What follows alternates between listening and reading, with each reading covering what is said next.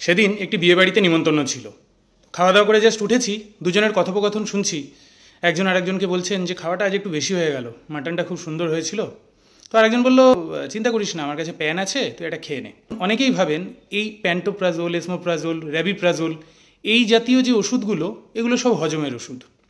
এখানটায় কিন্তু একটা মস্ত বড় ভুল হয়ে যাচ্ছে। এই জাতীয় সমস্ত ওষুধ বাই নেচার পিপিআই বা প্রোটন পাম্প ইনহিবিটার। এদের কাজ হলো স্টোমাক বা পাকস্থলী থেকে যে গ্যাস্ট্রিক জুস, যে হাইড্রোক্লোরিক অ্যাসিড খরিত হয়, তার ক্ষরণটাকে নিয়ন্ত্রিত করা বা কম করা, যাতে হাইপার অ্যাসিডিটি কম হয়। এখন ভরপেট খাওয়ার পরে যে সময় সেই গ্যাস্ট্রিক জুস বা হাইড্রোক্লোরিক অ্যাসিডের প্রয়োজনটা সবচেয়ে বেশি, সেই সময় যদি আপনি একটি প্যান্টোপ্রাজোল গ্রুপের ওষুধ খেয়ে সেটিকে বন্ধ করে দেন, তাতে হজম তো হবেই না, উল্টে হজমে আরও অসুবিধার সৃষ্টি হবে। সেজন্যই সবাইকে বলবো যে ওষুধের গুণাগুণ না জেনে মুড়িমুড়কির মতন ওষুধ খাবেন না। সবাই সচেতন থাকুন, সুস্থ থাকুন।